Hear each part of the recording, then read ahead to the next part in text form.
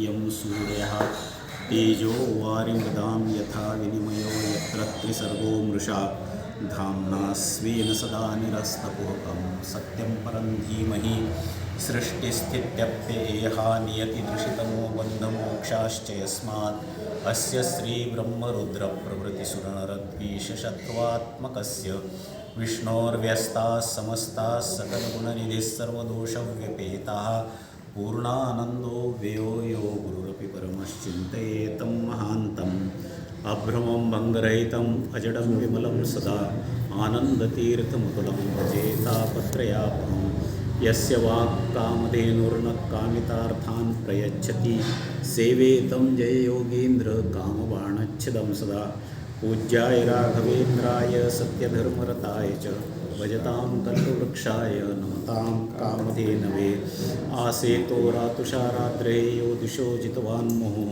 सत्यध्यानगुरुः यतीन्द्रैरपि पूजितः सत्याभिज्ञकराब्जोत्थान् 50 वर्षपूजकान् सत्यप्रमोदतीर्थार्यान् नौमि न्यायसुधारकान् शास्त्रेषु पारदृश्वानं शास्त्रज्ञेषु च वत्सलं दीनभक्तोद्धारकरं सत्यात्मानं गुरुं भजे।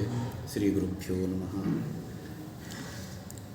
कृष्णोऽस्माकं पतिः स्यात् इति कृततपसां मन्ये गोपिकानां नग्नानां वस्त्रदाता द्विजवरवनिता नीतमन्नं समश्नन् श्रान्तैर्गोपैः समं यो बलमथ बलवान् तेऽस्मिन् सवृद्धवृष्टौ प्रोद्धत्वा हार्यवर्यं निजजनमखिलं पालयन् पात्वसो माम्।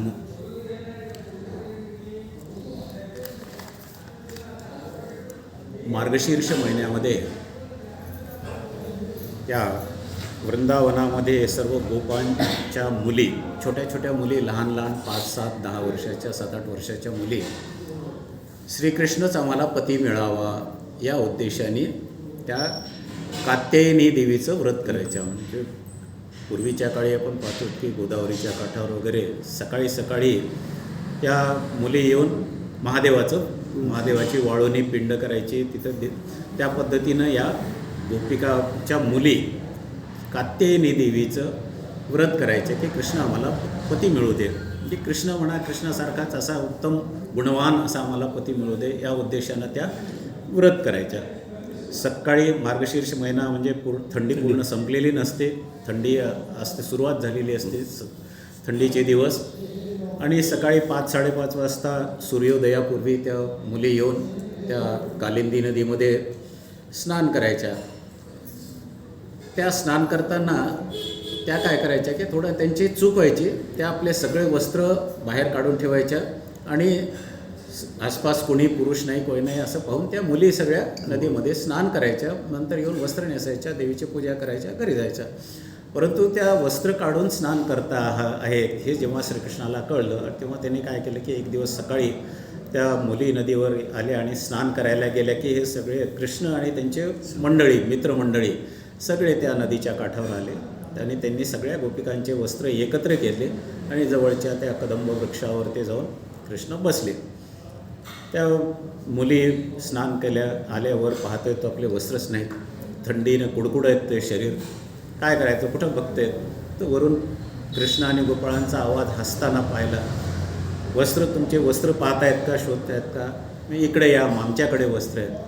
त्या विनंती करतायत कृष्णाला, बाबा कृष्णा अशी चेष्टा करू नकोस, आम्ही सकाळी थंडीचे दिवस आहेत, थंडी वाजते आम्हाला, आमचे वस्त्र आम्हाला परत दे.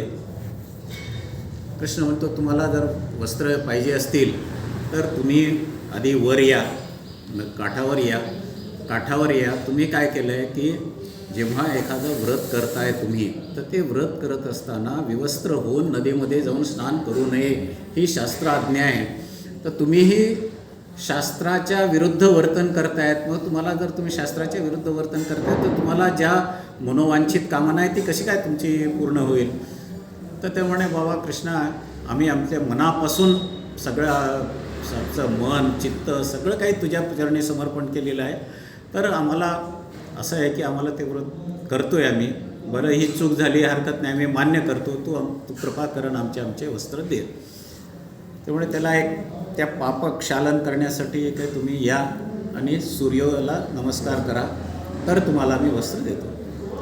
श्रीकृष्णावर ते त्यांचं अत्यंत प्रेम, अत्यंत श्रद्धा, भक्ती हे सगळं असल्यामुळे कृष्ण आपली चेष्टा करतो की काय करतो हे सगळा विचार करतायत. जो कृष्ण म्हणेल ते सगळं आम्हाला मान्य, अशा भावनेनं भक्तियुक्त अंतःकरणाने त्यांनी दोन्ही हात जोडून श्रीकृष्णाला नमस्कार केला आणि सूर्याला नमस्कार केला. सूर्याला नमस्कार केल्यानंतर कृष्णाने म्हणाले, ठीक आहे, एक लक्षात ठेवा की हे कोणतंही व्रत करत असताना, नदीमध्ये स्नान करत असताना अंगावर वस्त्र असले पाहिजेत, विवस्त्रावस्थेत कपडे तुम्ही स्नान करत जाऊ नका, तुमच्या या पापाचं क्षालन म्हणून ही शिक्षा समजा, असं म्हणून त्यांनी गोपिकांचे वस्त्र दिले. त्यांनाही त्याच्यामध्ये काही वाटलं नाही की कृष्णाने चेष्टा केली आपले कपडे, त्यांनाही काही वाटलं नाही. ठीक आहे म्हणाले, कृष्णा हरकत नाही, आम्ही तुझी आज्ञा पालन करू, असे म्हणून त्यांनी अशी एक प्रकारची एक क्रीडा श्रीकृष्णाने या गोपिकांच्या निमित्तानं केली. त्यानंतर पुढे कृष्णा आपल्या नंद, गोपाल हे सगळे एके दिवशी असे आपापसामध्ये विचारविनिमय करत बसले होते की आपल्याला दरवर्षीच्या प्रमाणे एक इंद्रासाठी म्हणून, पावसाळा नुकताच संपलेला आहे, इंद्राविषयी कृतज्ञता, इंद्राने भरपूर पाऊस पाडलेला आहे, आपल्याला अन्नधान्य सगळीकडे भरपूर निर्माण झालेलं आहे आणि पावसामुळे गायींना चारा उपलब्ध झालेला आहे, आपलं गोधन आहे त्यांना चारा मिळाला, हे सगळं मिळालं, हे सगळी इंद्राची कृपा. म्हणून इंद्रासाठी दरवर्षी ते पावसाळा संपल्यानंतर इंद्रासाठी एक यज्ञ करायचे, याग करायचे. ते सगळे त्यांची गडबड सुरू झाली, अन्नधान्य गोळा करतायत, हे करतायत, लाकडं गोळा करायचे यज्ञासाठी, मंडप तयार करायचे, सगळे विचारविनिमय चालू असताना कृष्णाने विचारले, तुम्ही करताय काय? तर ते म्हणे, आपली देवता आहे, इंद्रदेवता आहे, पर्जन्याची देवता आहे, तो पर्जन्य आपल्याला इंद्रदेवता देते, म्हणून त्या इंद्राच्या प्रती कृतज्ञता म्हणून इंद्रासाठी आम्ही हा सगळे दरवर्षी याग करतो आहे, तर याही करतो आहे. म्हणजे तुम्ही चुकता आहात म्हणे, माझी एक शंका आहे, ते मग माझी एक विनंती आहे, माझं म्हणणं तुम्हाला पटत असलं तर ऐका. तुम्ही काय करताय म्हणे की इंद्रासाठी यज्ञ करतायत. आपण जर सगळे जीवजंतू जे जन्मतात ते सगळे आपापल्या कर्माप्रमाणे जन्मतात, पूर्वजन्मीचे जे कृत्य आहेत आपले, त्या कर्माप्रमाणे तो जीव त्याच्या पूर्वजन्मीच्या कृत्याप्रमाणे किंवा आणि पूर्वजन्मी ज्या ज्या काही गोष्टी मनात आणल्या असतील त्याप्रमाणे तो त्या योनीमध्ये, म्हणजे त्या अवस्थेमध्ये जन्म घेतो. कोणी मानव होतो, कोणी पशु होतो, कोणी पक्षी होतो. त्या ठिकाणी भागवतात कृष्ण सांगतो की कर्मणा जायते जंतुः कर्मणेव प्रविलीयते. आपापल्या कर्माप्रमाणे तो प्राणी जन्मतो आणि त्या केलेल्या कर्माचे सुखदुःख किंवा त्याचे जे काही असतील त्या कर्माचे भोग भोगतो. तर त्याला इंद्र काही कारणीभूत नाही. तर माझं म्हणणं असं आहे, आपण काय करतो, आपल्याला उपजीविका चालते या गाईपासून मिळणाऱ्या दुधावरते. या गाईला चारा कोण देतो? हा इथं असलेला गोवर्धन पर्वत देतो. आपल्याला वृक्षापासून फळं मिळतात. आपलं सगळी उपजीविका या गोवर्धन पर्वतामुळे आहे. तर आपण काय करू की या गोवर्धनाला उद्देशून एक यज्ञ करूयात आणि पहा म्हणे तुम्ही की गोवर्धन पर्वत तुम्ही जो यज्ञ कराल तो यज्ञाचं फळसुद्धा तो भक्षण करेल.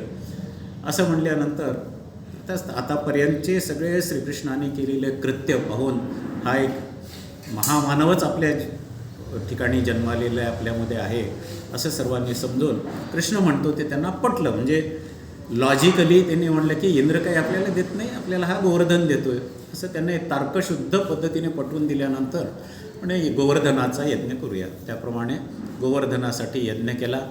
श्रीकृष्णानेच आणखीन एक रूप घेऊन गोवर्धन पर्वतावर जाऊन मीच गोवर्धन पर्वत आहे म्हणून ते जे काही त्याला गोवर्धन पर्वताला नैवेद्य जे केलेला होता ते गोवर्धन पर्वतासाठीचा केलेला नैवेद्य त्या एका रूपाने श्रीकृष्णाने सगळा भक्षण केला आणि सांगितले की माझे तुम्हाला आशीर्वाद आहे. इकडं इंद्राचा तिळपापड झाला की दरवर्षी माझ्यासाठी हे यज्ञ करतात आणि हे यज्ञ आता यावर्षी या कृष्णाच्या सांगण्यामुळे यांनी माझा यज्ञ न करता त्या गोवर्धन पर्वताचा यज्ञ केला. या गोष्टीचा इंद्राला आला राग. इंद्रामध्ये असुरावेश झाला. पहिल्या वेळेला मी सांगितलं होतं की माणसामध्ये दोन प्रकारचे चांगल्या गोष्टीचे आवेश येतात आणि वाईटही गोष्टीचे आवेश येतात. चांगले चांगल्याही गोष्टी तो मनुष्य स्वीकार करतो, वाईटही गोष्टी कधी कधी विचार करतो.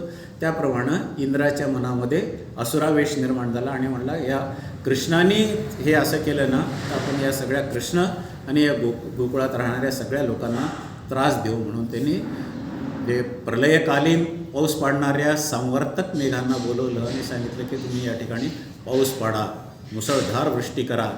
आणि असं म्हटल्यानंतर ते मेघ इंद्राच्या आज्ञेमध्येच असलेले त्यांनी त्या गोकुळ वृंदावनावरती जे सगळं कृष्ण आणि त्यांचा परिवार होता त्या ठिकाणी प्रचंड अशी मोठी वृष्टी पाऊस पडायला सुरुवात केली. थोडा वेळ माणसांनी सगळ्यांनी धीर धरला, पण कंटिन्युअस पाऊस, थंडी आहे, सगळे करू गाई वासरं आहेत सगळे. तर त्यांनी म्हणले त्या कृष्णा तूच आम्हाला सगळ्या संकटातून निवारण कर. ठीक आहे म्हणले, तुम्ही सगळेजण एकत्र या. एकत्र आल्यानंतर सगळे गाई वासरं त्यांचे गोपालांचे मुलं, नंद यशोदा हे सगळे त्या ठिकाणी एकत्र आल्यानंतर कृष्णाने एका हाताने तो तिथला गोवर्धन पर्वत उचलला आणि आपल्या डाव्या हाताच्या एका अंगठ्यावरती करंगळीवरती तो गोवर्धन पर्वत उचलला आणि पूर्णपणे 7 दिवसपर्यंत ते इंद्राने पाऊस पाडला. 7 दिवसपर्यंत अचल स्थितीमध्ये कुठेही हालचाल न करता त्या आपल्या योगधारणेने, जे कृष्णाला आपण योगेश्वर म्हणतो, त्या योगमायेच्या आश्रयाने, योगाचा आश्रय घेऊन योगेश्वर श्रीकृष्णाने तो पर्वत एका कराच्या अंघोळीवरती, हाताच्या एका अंघोळीवरती तो पर्वत 7 दिवस धरून ठेवला. 7 दिवसपर्यंत त्या इंद्राने पाऊस पाडला आणि पाहिलं की खरंच हा भगवंत आहे. यांनी आपल्याला एवढा पाऊस पाडला तरी कोणालाही काही झालं नाही. एवढा गोवर्धन पर्वत एका आपल्या हाताच्या बोटावर उचलला आहे. हे जेव्हा इंद्राने पाहिलं, इंद्राला लाज वाटली. इंद्र म्हणला की खरंच माझं चूक झालेली आहे. आणि तर इंद्रालाच्या मनामध्ये जो गर्व आणि अभिमान झाला होता, तो अभिमान दूर करण्याच्या दृष्टीनेच हे श्रीकृष्णाने पाऊल उचललेलं होतं की इंद्राचा यज्ञ करू नका, माझा गोवर्धनाचा करा. असं जेव्हा इंद्राचा गर्व हरण करण्यासाठी म्हणून तो कृष्णाचं ते पाऊल होतं. त्याप्रमाणे इंद्राने पाऊस, आपल्या लज्जा आली, आपलं चूक झाली असं म्हणून इंद्राने तो पाऊस पाडणं थांबवलं. पाऊस थांबल्यानंतर जिकडे तिकडे वातावरण सगळं मोकळं झालं, आभाळ सगळं कुठे निरभ्र झालेलं आहे. ते सगळं पाहिल्यानंतर कृष्णाने सांगितलं की आता सगळे तुम्ही या गोवर्धनाच्या याच्यापासून बाजूला व्हा, गोवर्धन खाली ठेवून देतो. त्याप्रमाणे गोवर्धन पर्वत खाली ठेवला. खाली ठेवल्यानंतर सगळ्यांनी आनंद व्यक्त केला आणि सगळ्यांनी पाहिलं की एक 7 वर्षाचा मुलगा एवढा मोठा गोवर्धन पर्वत 7 दिवसापर्यंत धारण करतो आणि अचल राहतो. म्हणजे खरंच हा महान योगेश्वर आहे. सगळे विचारले की नंदाला, नंदा हे काय आहे, कोण आहे हा? तर त्यावेळेला त्याने सांगितलं की मला ज्या वेळेला त्याचं नामकरण केलं होतं त्यावेळेला गर्ग ऋषींनी सांगितलं होतं की हा साक्षात भगवंताचाच अंश अवतार असावा, कारण तो त्याला कृष्ण म्हणून म्हणलो, तो भगवंताचाच अवतार असावा, त्याशिवाय एवढं कठीण कर्म करण्याला कोणी हे नाही. असं म्हणल्यानंतर सगळ्यांना मनातून पटलं की खरंच हा आपल्यामध्ये हा जो कृष्ण आहे तो कोणी सामान्य मुलगा नाही आहे, एकदम असामान्य भगवंताचा अंशावतार असलेलाच असावा असं सगळ्यांच्या मनामध्ये आलं. इंद्राच्या मनामध्ये अपराधाची भावना आली. इंद्राने सुरभी म्हणजे गोमाता कामधेनू तिला बरोबर घेतलं. इंद्र आला, तो गुप्त रूपाने कृष्णाची प्रार्थना केली. कृष्णाला म्हणला, कृष्णा माझं चुकलं, तुम्ही भगवंताचे अवतार आहात, हे सगळं आहे मला हे, परंतु केवळ तुम्ही सामान्य मानव आहात असं समजून मी हे जे केलेलं, तो माझा जो अपराध आला तो माझ्या अपराधाची क्षमा करा. त्यावेळेला भगवंत सांगतात की हे इंद्रा, तुझ्या मनामध्ये अहंकार, गर्व निर्माण झाला होता की हे सगळं करणारा मी आहे, ही जी भावना निर्माण झाली होती ती भावना तुझ्या मनातून काढून टाकण्यासाठी म्हणून मी ही तुझ्यावर कृपा करण्यासाठी म्हणून मी हे सगळं कृत्य केलेलं आहे. त्या ठिकाणी भगवंत म्हणतात की यस्याहम अनुगृह्णामि हरिष्ये तस्य वै धनम, ज्याच्यावर मी कृपा करण्याची इच्छा करतो त्याचं धन हरण करतो, म्हणजे त्याचा गर्व, त्याचा मद हे सगळं हरण करतो. आणि म्हणून तुझ्यावर कृपा करण्यासाठी म्हणून तुझ्यामध्ये हे सगळं करतो, मी करतो अशी भावना तुझ्या मनात राहू नये असं म्हणून मी तुला हे तुझ्यावर कृपा करण्यासाठी म्हणून तुझा यज्ञ करण्याच्या ऐवजी गोवर्धनाचा केला असं त्याने म्हणल्यानंतर इंद्राने श्रीकृष्ण परमात्म्याला नमस्कार केला आणि आपल्याबरोबर आणलेल्या गाईला म्हणजे सुरभी गोमाता म्हणजे कामधेनू तिच्या दुधाने कृष्णाला अभिषेक केला आणि त्यावेळेला गवाम विंदयती इति गोविंदहा म्हणजे जो गाईला आनंद देतो म्हणून त्याचा कृष्णाचं नाव गोविंद असं नाव ठेवलं. मागे पाहिलं की यशोदेने ते कृष्णाला बांध म्हणून दामोदर नाव झालं होतं. यावेळेला गायींना आनंद देतो आणि केवळ गाईलाच नाही तर गवाम वेदलक्षणाम वाणी विंदयती इति गोविंदहा जो वेदांना आनंद देतो, वेदांनी जो प्रतिपाद्य आहे तो गोविंद आहे. श्रीकृष्ण परमात्मा म्हणजे श्रीहरी भगवान विष्णू परमात्मा हा वेद प्रतिपाद्य आहे आणि गायींना आनंद देतो. अशा 2 अर्थांनी त्याचं गोविंद असं नामकरण केलं. आणि आपल्याला माहीत आहे की वेदा प्रतिपाद्य श्रीहरीच आहे. गीतेमध्ये सांगितले की वेदैश्च सर्वै अहमेव वेद्यो वेदांतकृत वेद विदेव चाहम. सगळ्या वेदांनी प्रतिपाद्य कोण आहे तर श्रीहरी परमात्मा आहे. आपण पुरुष सूक्त अमृणी सूक्त हे सगळं संतांनी सांगितलं की मुख्य अर्थाने सगळ्या वेद प्रतिपाद्य श्रीहरी परमात्माचा आहे असं म्हणून सगळ्या वेदांना अभिमानी वेदांचा प्रतिपाद्य श्रीहरीच आहे असं म्हणून त्या वेद प्रतिपाद्य गोविंद आहे असं म्हणून त्या गोविंदाला इंद्रादिक देवतांनी त्या सुरभीने सगळ्यांनी नमस्कार करून ते आपापल्या स्वस्थानी निघून गेले. त्यानंतर पुढे गोविंदाख्यो यतातं जलपतितम आनीय लोकम स्वकीयम नंदादीनां प्रदर्श व्रजगतनितावान् कृष्टार्थचित्ताः यक्कालेन्द्यां निशायां रमयदमलज्योत्स्नया दीपितायां चार्वंगीर्नर्मवाक्यैस्तनवरनमिताः प्रीणयन् प्रीयता स्मः.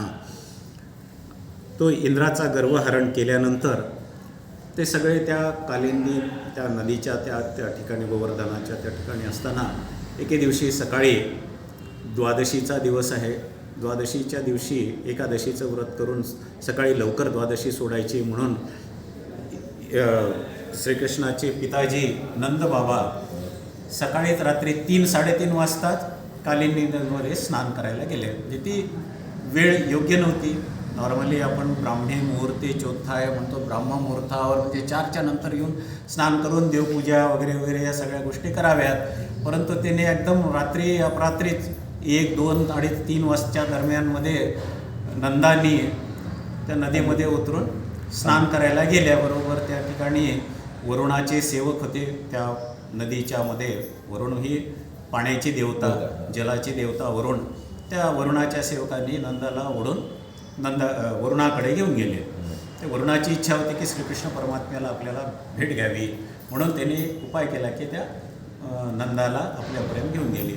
सगळे म्हणे अरे नंदा नदीमध्ये उडी मारली स्नानाला म्हणून आणि दिसतच नाहीत. कृष्णाकडे गेले किंवा नंद दिसत नाहीत कुठे गेले म्हणून ठीक आहे म्हणे मी पाहतो म्हणून कृष्णाने त्या नदीत उडी मारली. पाहिलं वरुणांनी आपल्या वडिलांना घेऊन गेलेत म्हणून तो घेऊन गेला. तिथं कृष्ण वरुणाकडे गेल्यानंतर वरुणाच्या सेवकांनी नंदाला तिथं नेलेलं पाहिलं. वरुण म्हणे देवा मला तुम्हाला पाहण्याची माझी इच्छा होती म्हणून मी वडिलांना घेऊन आलो. या माझ्या अपराधाबद्दल क्षमा करा म्हणून श्रीकृष्णाला त्याने मोठ्या सिंहासनावर बसवून वरुण अत्यंत वैभवाने वरुणाने श्रीकृष्णाची पूजा केली. नंदाने पाहिल्यानंतर तो आपला मुलगा खरोखरच भगवंताचाच अवतार आहे. आणखीन त्याला एक गोष्टीतून खात्री पटत गेली. आणि मग तिने आल्यानंतर तेवढे मला तुझं दर्शन घ्यायचं होतं म्हणून मी आणलं म्हणून त्याने कृष्णाने नंद आणि सगळं दर्शन घेऊन वर आले. गोपालांना सांगितलं की वरुणाकडे गेले होते. ते म्हणे आम्हालाही बघण्याची इच्छा आहे. वरुणाचं वैभव आम्हालाही पाहायचं आहे. मग सगळे म्हणे चला आपण सर्वजण नदीत स्नान करू. नदीत गेल्याबरोबर सगळ्यांना श्रीकृष्णाने ते वरुणाचं जे अत्यंत वैभव जे होतं ते वरुणाचं दर्शन घडवलं, वैभव पाहिलं. आणि सगळ्यांनी पाहिलं की वरुणसारखी जलदेवतासुद्धा आपल्या या श्रीकृष्णाचे किती मोठ्या कौतुकाने आदराने पूजन करते हे सगळं पाहिलं. आणि त्या सगळ्यांना श्रीकृष्ण म्हणजे आपला सगळं खरंच जगताचा आधार आहे, भगवंतच आहे ही सगळी खात्री पटली. त्यानंतर शरद ऋतू आला, अश्विन महिना आला. अश्विन महिन्याची पौर्णिमा आली. अश्विन महिन्याच्या शरद ऋतूच्या पौर्णिमेचे शारदीय या पौर्णिमेच्या दिवशी श्रीकृष्णाने ठरवलं की या ज्या अगोदरच्या श्लोकात सांगितल्याप्रमाणे ज्या कात्यायनी व्रत करणाऱ्या गोपिका आणि श्रीकृष्णांवर ते मन असलेल्या संपूर्ण गोकुळातल्या सर्व ज्या गोपस्त्रिया होत्या, त्या सगळ्यांना स्त्रियांना इच्छा होती की श्रीकृष्णाने आपण श्रीकृष्णाच्या चरणी सर्व काही समर्पण केलेलं आहे, तर त्या श्रीकृष्णाशी आपण एक व्हावं अशी इच्छा करणाऱ्या गोपींना श्रीकृष्णाने त्या शरद पौर्णिमेला आपले वेणुवादनाने मोहित करून जे काही केलं आणि त्या गोपिकावर जी कृपा केली, त्या गोपिकावर ते कृपा करताना गोपिकांच्या मनामध्ये अहंकार निर्माण झाला की श्रीकृष्ण हा आपल्या एकटीचाच आहे. तो अहंकार दूर करण्यासाठी श्रीकृष्ण गुप्त होतो.